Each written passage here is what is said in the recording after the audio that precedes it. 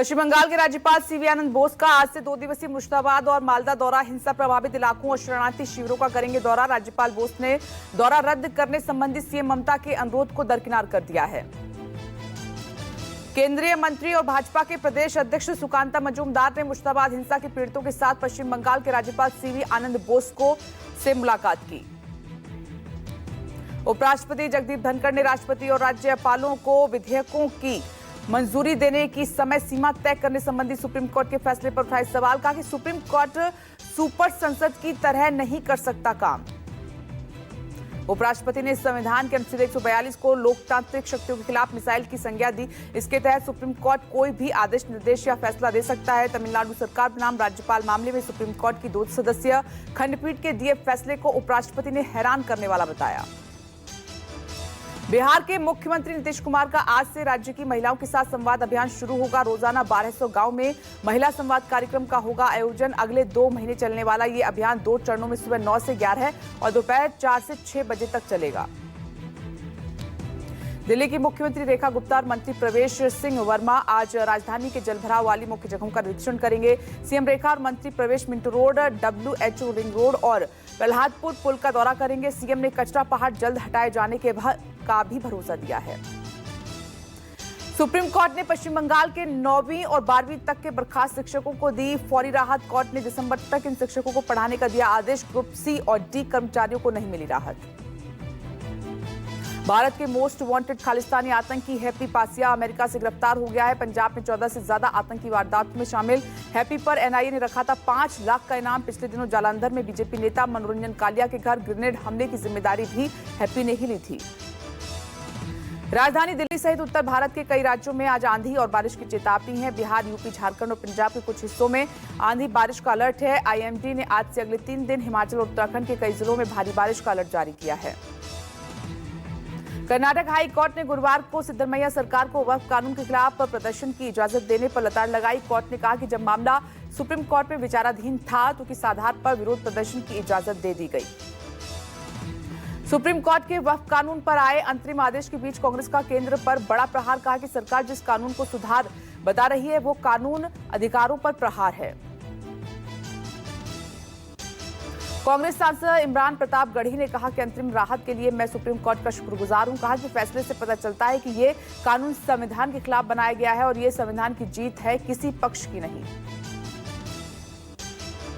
AIMIM सांसद असदुद्दीन ओवैसी ने कहा कि सुप्रीम कोर्ट ने अंतरिम राहत दी है। ओवैसी ने कहा कि इस कानून को हम असंवैधानिक और काला कानून मानते हैं। सेंट्रल और स्टेट वक्फ काउंसिल के गठन और वक्फ बाय यूजर को हटाने तक हमारी कानूनी लड़ाई जारी रहेगी। आप नेता मानतुल्लाह खान ने कहा कि मैं सुप्रीम कोर्ट जजों और अधिवक्ताओं का शुक्रगुजार करता हूं जिन्होंने धर्म से ऊपर उठकर देश की रक्षा करने में हमारी मदद की है। हम फैसले से संतुष्ट हैं।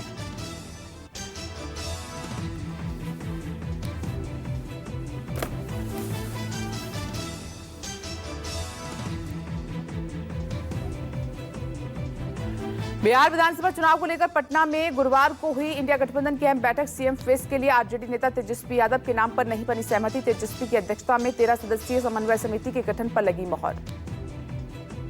बैठक के बाद तेजस्वी यादव का नीतीश सरकार पर हमला। बोले कि पलायन में बिहार नंबर 1, बिहार में सबसे ज्यादा बेरोजगारी, बिहार में सबसे ज्यादा भ्रष्टाचार, बिहार में अपराधी बेलगाम हुए। बिहार विधानसभा चुनाव से इंडिया गठबंधन की हुई पहली बैठक पर बोले कांग्रेस प्रदेश अध्यक्ष राजेश राम। कहा कि हमने सभी मुद्दों पर बहुत गंभीरता से निर्णय लिए हैं। तेजस्वी के समन्वय में हम पूरी मजबूती से चुनाव लड़ेंगे।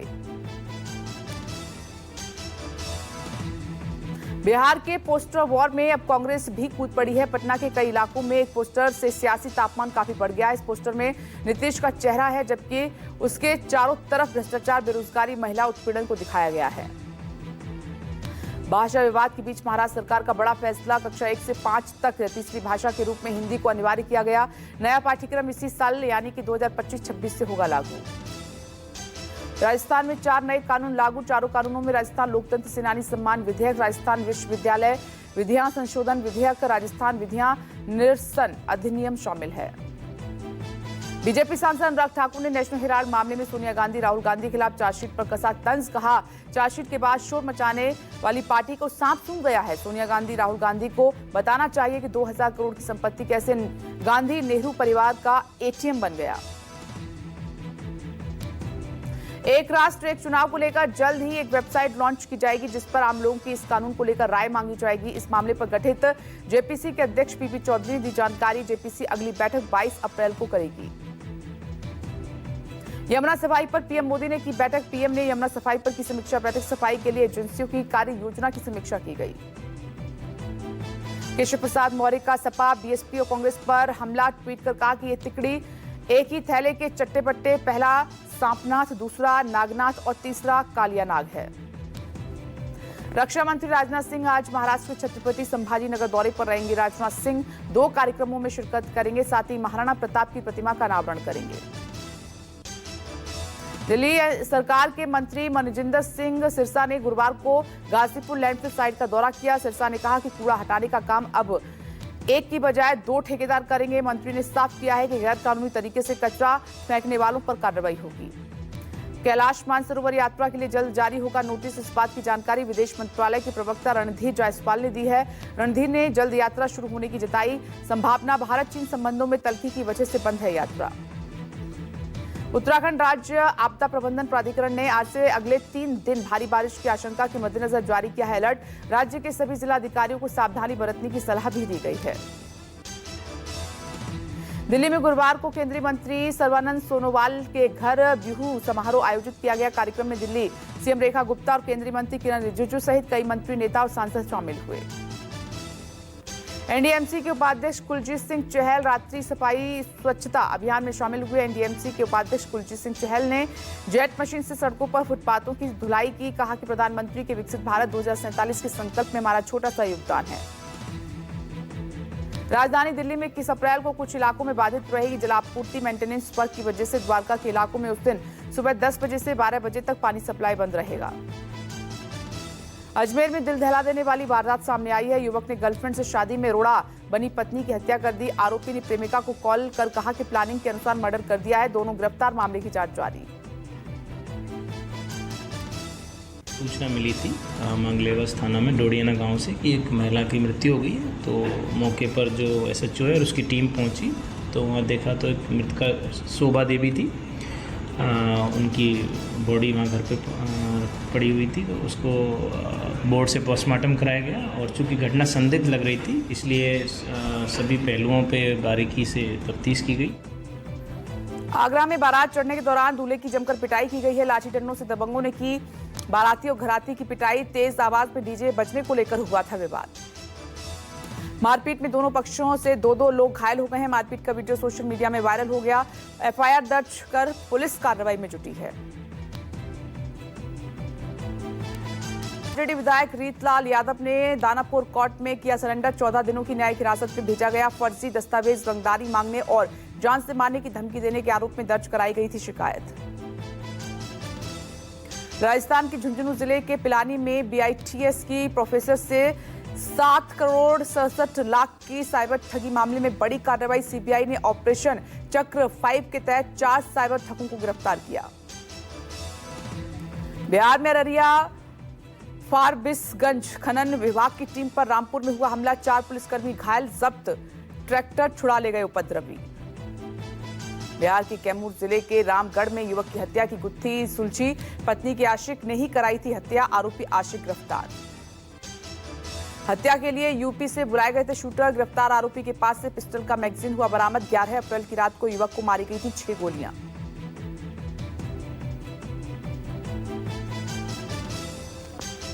अमेरिका के फ्लोरिडा में एक स्कूल कैंपस में गोलीबारी हुई है। गोलीबारी में 2 छात्रों की मौत हो गई, कई जख्मी हैं। स्टूडेंट यूनियन बिल्डिंग के पास 2 बंदूकधारियों ने अचानक फायरिंग कर दी। एक हमलावर जवाबी कार्रवाई में ढेर हो गया, दूसरा अरेस्ट हो गया। आईपीएल के 33वें मुकाबले में मुंबई इंडियंस ने सनराइजर हैदराबाद को 4 विकेट से हराया। हैदराबाद ने पहले बल्लेबाजी करते हुए 5 विकेट पर 162 रन बनाए। जवाब में मुंबई की टीम ने 6 विकेट खोकर हासिल की जीत। आईपीएल के 34वें मैच में आज टक्कर रॉयल चैलेंजर्स बेंगलुरु और पंजाब किंग्स 11 के बीच में होगी। बेंगलुरु के चिन्ना स्वामी स्टेडियम में आरसीबी अपने घरेलू मैदान पर पहली जीत दर्ज करने की नीयत से उतरेगी। सुप्रीम कोर्ट ने वक्फ संशोधन कानून को लेकर जारी किया अंतरिम आदेश। सरकार को जवाब देने का दिया 7 दिनों का वक्त। 5 मई को होगी अगली सुनवाई। अगली सुनवाई तक वक्फ वायर यूज और वक्फ वाय डीड में नहीं होगा बदलाव, वक्फ बोर्ड में नई नियुक्ति भी मलाई है। सुप्रीम कोर्ट वक्फ कानून के खिलाफ दायर 72 याचिकाओं में से 5 याचिकाओं पर ही सुनवाई करेगा। सीजेआई जस्टिस संजीव खन्ना ने दोनों पक्षों को नोडल वकील के साथ जुर्ह करने वाले अपने अपने पक्ष के वकीलों के नाम को भी कहा है। केंद्र सरकार की ओर से सॉलिसिटर जनरल तुषार मेहता ने कहा कि इस पर कोई फैसला इतिहास और कानून पर गौर कर लिया जाना चाहिए, क्योंकि वक्फ पर दिए फैसले के दूरगामी परिणाम होंगे। आप नेता दुर्गेश पाठक के घर सीबीआई की रेड, एफसीआरए के तहत दुर्गेश पाठक के घर छापा, रेड को लेकर आतिशी सिसोदिया समेत सौरभ भारद्वाज ने बीजेपी पर साधा निशाना। सीबीआई ने दुर्गेश पाठक पर विदेशी करेंसी के हेरफेर का मामला दर्ज किया है। सूत्रों के मुताबिक 2016 से 2022 के बीच आम आदमी पार्टी को विदेशी चंदे मिले थे। सूत्रों के मुताबिक दुर्गेश पाठक ने 2016 में केरल में एक इवेंट करवाया था, जिसमें करोड़ों रुपए चंदे के रूप में आए थे। रिपोर्ट के मुताबिक पैसे का हेरफेर हुआ है। दुर्गेश पाठक की सीबीआई रेड पर बोले संजय सिंह, कहा कि फिर बीजेपी की तरफ से गंदी हरकत और नापाक साजिश की शुरुआत की गई है। सीबीआई को मोदी जी ने धमकाने के लिए फिर से भेज दिया है। गुरुग्राम लैंडफिल स्कैम मामले में रॉबर्ट वाड्रा से गुरुवार को तीसरे दिन भी पूछताछ की गई। मंगलवार और बुधवार को ईडी ने वाड्रा से 11 घंटे पूछताछ की थी। मानेसर शिकोहपुर रोड पर 3.5 एकड़ जमीन खरीद मामले में जल्द दायर हो सकती है चार्जशीट। वाड्रा ने 20 साल से चले आ रहे मामले को खत्म करने की अपील की है। गुरुवार को पूछताछ के बाद निकले रॉबर्ट वाड्रा ने कहा कि जितना परेशान करेंगे उतना उभर कर निकलूंगा। रॉबर्ट वाड्रा ने किसी भी गलत काम से किया इनकार, जांच को बताया राजनीतिक प्रतिशोध। कलकत्ता हाई कोर्ट ने मुश्ताबाद हिंसा को लेकर दायर याचिका पर दिया बड़ा आदेश। हिंसा ग्रस्त इलाकों में पैरामिलिट्री फोर्स की तैनाती बरकरार रखने का आदेश। मुश्ताबाद हिंसा से प्रभावित लोगों के पुनर्वास के लिए 3 सदस्यीय समिति गठित करने का आदेश दिया। पीड़ितों के पुनर्वास और बहाली की निगरानी खुद हाईकोर्ट करेगा। ममता बनर्जी सरकार ने मुश्ताबाद हिंसा पर हाईकोर्ट में पेश की रिपोर्ट। उपद्रवियों के पुलिस से हथियार छीनने, समुदाय विशेष के घर, मंदिर और दुकानों में लूट आगजनी की बात स्वीकारी। ममता सरकार ने कोर्ट को भरोसा दिया है कि हिंसा से प्रभावित लोगों के घरों को बनवा कर देगी। हालांकि हिंसा की एनआईए जांच और प्रभावित इलाकों को केंद्रीय बल के हवाले किए जाने संबंधी याचिका पर कोर्ट ने नहीं दिया कोई आदेश। मुश्ताबाद हिंसा के दौरान महिलाओं के साथ हुई हिंसा और अभद्रता की जांच के लिए आज पहुंचेगी राष्ट्रीय महिला आयोग की टीम। हिंसा प्रभावित इलाकों के साथ ही शरणार्थी शिविरों में पीड़ितों से मिलेगी टीम। कई पीड़ित परिवार मुश्ताबाद से कर रहे हैं पलायन। कुछ पीड़ित डीजीपी से मिलने कोलकाता पहुंचे। बीजेपी अध्यक्ष सुकांता मजूमदार ने पीड़ितों से की मुलाकात। आज सुकांता मजूमदार पश्चिम बंगाल के राज्यपाल से कर सकते हैं मुलाकात। अमित शाह ने आज मध्य प्रदेश के नीमच में सीआरपीएफ की 86वीं राइजिंग डे परेड में की शिरकत। अमित शाह ने शहीद जवानों को कल श्रद्धांजलि दी। अमित शाह ने राइजिंग डे परेड की ली सलामी। मंच पर मुख्यमंत्री मोहन यादव भी रहे मौजूद। दोपहर में अमित शाह राजस्थान हो जाएंगे रवाना। माउंट आबू स्थित ब्रह्मा कुमारी मुख्यालय में आयोजित समारोह में होंगे शामिल। भाषा विवाद के बीच महाराष्ट्र सरकार का बड़ा फैसला। कक्षा 1 से 5 तक तीसरी भाषा के रूप में हिंदी को अनिवार्य किया गया है। नया पाठ्यक्रम यानी कि इसी साल 2025-26 से लागू होगा। महाराष्ट्र के स्कूल शिक्षा विभाग ने राष्ट्रीय शिक्षा नीति के तहत नया शैक्षणिक ढांचा लागू करने की घोषणा की है। इस नई नीति के तहत अब राज्य के मराठी और अंग्रेजी माध्यम के स्कूलों में कक्षा 1 से 5 तक हिंदी तीसरी भाषा के रूप में अनिवार्य होगी। नई नीति के तहत छात्रों को 3 भाषा फॉर्मूला के अनुसार शिक्षा दी जाएगी। यूपी, एमपी समेत कई राज्यों के प्रदेश अध्यक्ष चुनने को लेकर बीजेपी में हलचल तेज हो गई है। बुधवार रात पीएम मोदी की अगुवाई में हुई बैठक। गृह मंत्री अमित शाह, रक्षा मंत्री राजनाथ सिंह और संगठन मंत्री बीएल संतोष बैठक में हुए शामिल। प्रदेश अध्यक्षों के नाम पर हुई चर्चा। इसी महीने में नए प्रदेश अध्यक्षों के नाम का किया जा सकता है ऐलान। कई राज्यों में बदली जाएगी लीडरशिप। राहुल गांधी ने किया ट्वीट, कहा कि पिछले साल जब मैं रेलवे के लोको पायलट से मिला तो उनकी स्थिति जानकर गहरी चिंता हुई थी। राहुल गांधी ने कही बात कि लोको पायलट की 14-14 घंटे की शिफ्ट, लगातार रात की ड्यूटी, न पर्याप्त आराम, न खाने का ब्रेक और न शौचालय की सुविधा। मदरसों के बाद रेलवे मानवीय चूक कहकर पल्ला झाड़ लेता है। मोहन भागवत आज से 21 अप्रैल तक रहेंगे अलीगढ़ में। भागवत 5 दिवसीय दौरे पर आज पहुंचेंगे अलीगढ़। इससे पहले मोहन भागवत कानपुर में थे और जहां कई कार्यक्रमों में शिरकत की थी। जस्टिस बीआर गवई होंगे देश के अगले मुख्य न्यायाधीश। सीजेआई संजीव खन्ना ने मुख्य न्यायाधीश के तौर पर जस्टिस गवई के नाम की सिफारिश की है। जस्टिस गवई 14 मई को 52वें चीफ जस्टिस के तौर पर शपथ लेंगे। मौजूदा सीजेआई संजीव खन्ना 13 मई को हो रहे रिटायर। राजस्थान में 4 नए कानून लागू। विधानसभा में पारित विधेयक को राज्यपाल की मंजूरी। नए कानून मंजूरी के बाद तत्काल प्रभाव से लागू। चारों कानूनों में राजस्थान लोकतंत्र सेनानी सम्मान विधेयक, राजस्थान विश्वविद्यालय विधियां संशोधन विधेयक, राजस्थान विधियां निरसन अधिनियम शामिल। कर्नाटक में मुस्लिमों को सरकारी ठेकों में 4% आरक्षण के फैसले पर अंतिम फैसला लेंगी राष्ट्रपति द्रौपदी मुर्मू। राज्यपाल थावरचंद गहलोत ने राज्य विधानसभा से पास विधेयक को असंवैधानिक बताते हुए मंजूरी के लिए राष्ट्रपति मुर्मू के पास भेजा है। ममता बनर्जी का यूपी सीएम योगी पर बड़ा हमला। कोलकाता में इमामों की बैठक को संबोधित करते हुए सीएम योगी को बताया भोगी। ममता में महाकुंभ भगदड़ में हुई मौतों को लेकर सीएम योगी पर उठाए सवाल। कोलकाता के नेताजी इंडोर स्टेडियम में इमामों की बैठक को संबोधित करते हुए सीएम ममता ने मुश्तबा हिंसा के लिए बीजेपी को ठहराया जिम्मेदार। कहा कि बीजेपी ने बाहरी लोगों के जरिए कराए दंगे, बंगाल को बदनाम करने का भी आरोप।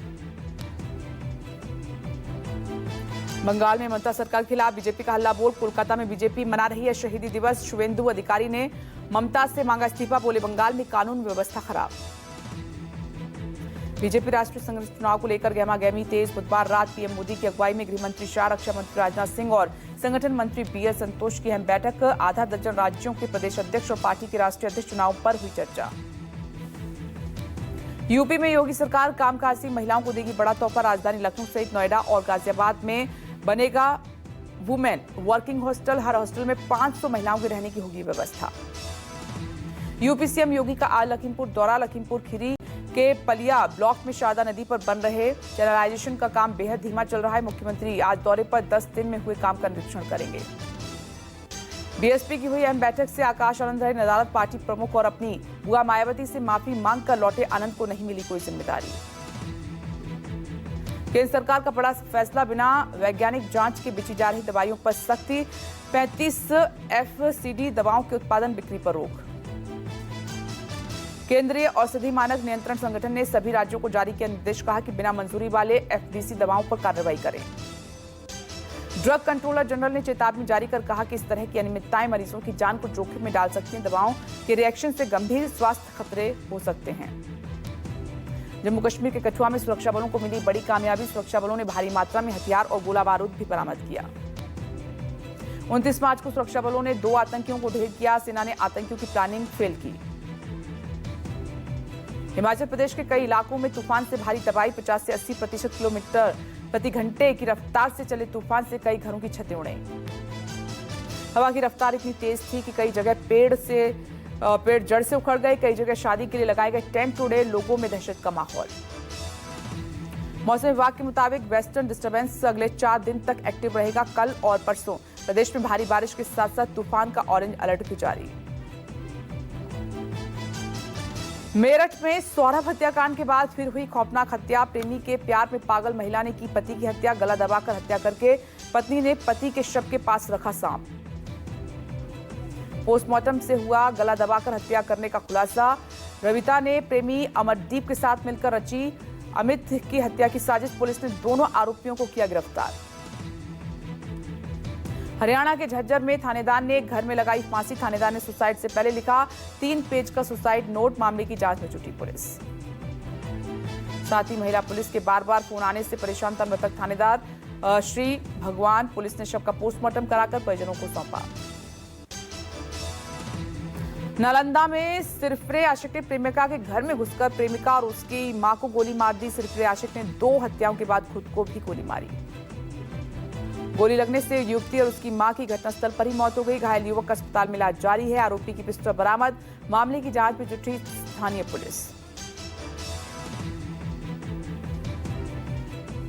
बुल्डाना के शेगांव तालुका में बाल झड़ने की घटना ने लिया गंभीर मोड़। बालों के झड़ने के बाद नाखून भी झड़ना हुए शुरू। स्वास्थ्य विभाग और जिला प्रशासन पर मरीजों को अनदेखा करने का आरोप है। इलाके में डर का माहौल।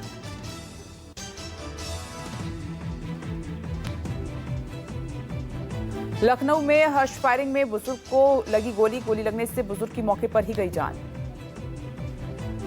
मृतक के भतीजे ने की थी हर्ष फायरिंग। मामले की जांच में जुटी स्थानीय पुलिस। 4 साल से स्क्रीन पर नहीं दिखी हेमा मालिनी। हेमा ने कहा कि आज की फिल्में में नहीं हो पाऊंगी फिट, मेरे लिए अलग प्रोजेक्ट जरूरी। दिव्यंका से तलाक की खबरों पर विवेक का रिएक्शन, बोले हम ऐसी बेतुकी बातों को नजरअंदाज करते हैं। पहली बार रजनीकांत के साथ नजर आएंगे आमिर खान, कुली में कैमियो रोल के साथ साउथ इंडस्ट्री में करेंगे डेब्यू। नागार्जुन भी है फिल्म का हिस्सा। सिकंदर की ट्रोलिंग पर अक्षय ने सलमान को किया सपोर्ट, एक्टर ने ट्रोलर्स की फटकार उनको लगाई, बोले टाइगर जिंदा है और हमेशा रहेगा। पलक तिवारी के साथ डेटिंग पर इब्राहिम ने तोड़ी चुप्पी, इब्राहिम बोले कि वो मेरी बहुत अच्छी दोस्त हैं, अफवाहें गलत।